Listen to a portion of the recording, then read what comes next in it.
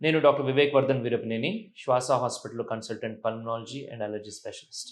చిన్న పిల్లల్లో ఆస్తమా వచ్చే అవకాశం ఉందా? చిన్నతనం నుంచి ఆస్తమా అనేది పెరుగుతుందా? అనేది కామన్ క్వెషన్. ఆస్తమా అనేది చిన్న వయసులో స్టార్ట్ అవ్వచ్చు. అలర్జీగా మొదలయ్యే ఈ జబ్బు, జలుబుతోటి మొదలయ్యే ఈ జబ్బు, అదే జలుబు ఊపిరితిత్తులకు వెళ్ళినప్పుడు, అదే చాలా సంవత్సరాలు ఉన్నప్పుడు దాన్ని ఆస్తమా అంటాం. ఏదో కొన్ని రోజులు ఉంది అంటే దాన్ని బ్రాంకైటిస్ అంటాం. అదే పనిగా ప్రతి వారం, ప్రతి నెల దగ్గు, ఆయాసం వస్తుంది. ఆయాస పడుతున్నాడు బాబు, పిల్లి కూతలొస్తున్నాయి. కొంచెం చల్లటి పుల్లటి తిన్నా ఎక్కువవుతుంది. లేదా బయటికెళ్ళి ఆడుకున్నా ఎక్కువవుతుంది. స్కూల్‌కి వెళ్ళి రాగానే ఎక్కువవుతుంది. లేదా నైట్స్ చాలా ఇబ్బంది పడుతున్నాడు. దగ్గి దగ్గి వామిటింగ్ చేసుకుంటున్నాడు. వీజింగ్ వస్తుంది. పక్కలెగిరేస్తున్నాడు. ఊరికే జలుబుంటుంది. ఇవన్నీ కూడా అలర్జీ ఆస్తమా యొక్క లక్షణాలు.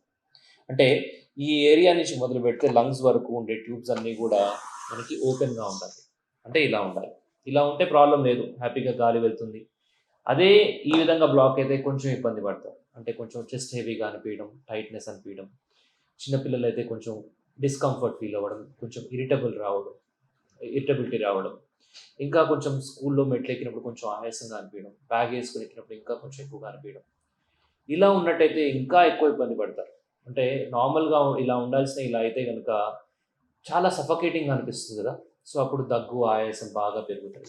సో, ఈ చిన్న పిల్లలో ఆస్తమా ఎట్లాంటిదంటే, ఎదిగే మూక మీద బరువు పెట్టినట్టు. అంటే వాళ్ళ గ్రోత్ మీద గూడా ఎఫెక్ట్ చూపిస్తుంది. ఈ విధంగా పిల్లలు ఇబ్బంది పడుతూనే ఉంటారు. ప్రతి వారం పీడియాట్రిషియన్ దగ్గరికెళ్తారు. యాంటీబయాటిక్స్ వాడుతుంటారు. ప్రతిరోజు నెబులైజర్ వాడుతా ఉంటారు. అయినా జబ్బు తగ్గదు. అయినా గానీ అది ఎటువంటి ఇబ్బందంటే పిల్లాడు సఫర్ అవుతాడు. దాంతో పాటు ఎంటైర్ పేరెంట్స్ కూడా సఫర్ అవుతూనే ఉంటారు. అంటే ఇట్లా ఓపెన్ ఉండాల్సిన ట్యూబ్స్ నిదానంగా ఇట్లా బ్లాక్ అవ్వడం వల్ల గాలి సరిగ్గా వెళ్ళదు లోపలికి. సో, దానివల్ల వాళ్ళు పడే నరకం చాలా ఇబ్బందిగా ఉంటుంది.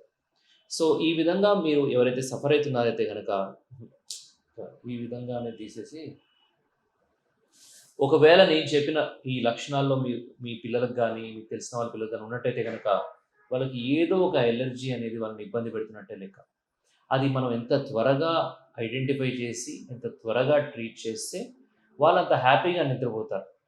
పిల్లలు పెరిగేదే నిద్రలో. సో, పిల్లలు అట్‌లీస్ట్ 10-12 అవర్స్ పడుకోవాలి.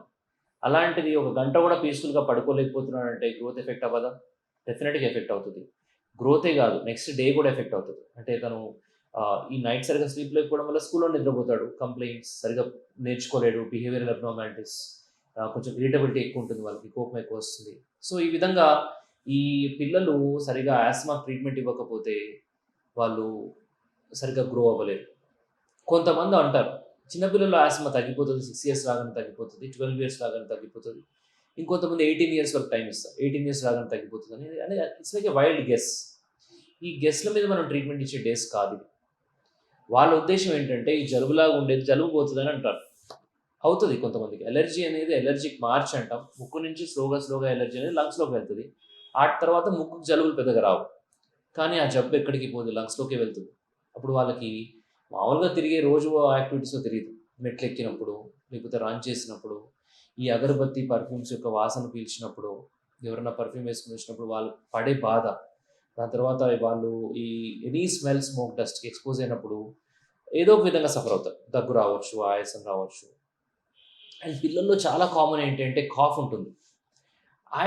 ఆస్తమా అంటే ఆయాసం గదా! ఆయాసం లేదు గదా మా బాబుకి. సో, ఆస్తమా కాదులే అని చాలామంది అనుకుంటారు. కానీ ఆస్తమాకి most common symptom is cough. దగ్గే ఆస్తమా యొక్క ముఖ్యమైన సింప్టమ్. ముఖ్యంగా బయటకి కనిపించే లక్షణమే దగ్గు. సో, ఈ దగ్గనేది ఎన్నో జబ్బుల్లో ఉండొచ్చు. కానీ రెగ్యులర్‌గా వస్తుంది. జలుబుతో పాటు వస్తుంది. జ్వరం లేకుండా వస్తుంది. వాతావరణం మారితే ఎక్కువవుతుంది. దుమ్ముకెళ్ళినప్పుడు ఎక్కువవుతుంది. చల్లటివి తిన్నప్పుడు ఎక్కువవుతుంది. లేదా స్వీట్స్ తింటే ఎక్కువవుతుంది. ఇయన్నీ ఉంటే గనక ఇది మోస్ట్‌లీ అలర్జీ ఆస్త్మా అని అర్థం. ఈ అలర్జీ ఆస్త్మాని త్వరగా పసిగట్టి పిల్లల్లో ట్రీట్మెంట్ ఇచ్చినట్టయితే గనక చాలా మంది దాని నుంచి బయటపడే అవకాశం ముమ్మాటికి ఉంది. ఒకవేళ ఐడెంటిఫై చేయకుండా మీరు అదే పనిగా యాంటీబయాటిక్స్ అని, అంటే దానికి సంబంధం లేని మెడిసిన్స్ వాడడం వల్ల దాన్ని ప్రతి వారం, ప్రతి నెల వాడుతూనే ఉంటారు. ప్రతి నెలకో, 2 నెలలకు ఒకసారి అడ్మిట్ అయితూనే ఉంటారు.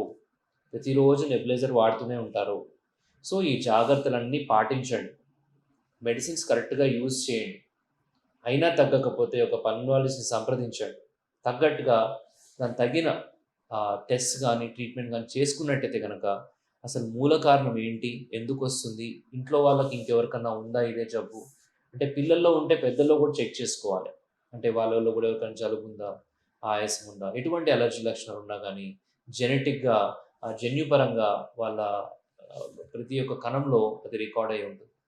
అలాంటప్పుడు బయటికి ఈ విధంగా బయటపడుతుంది. సో, ఎటువంటి ఇబ్బందున్నా గానీ సంప్రదించండి. Take care.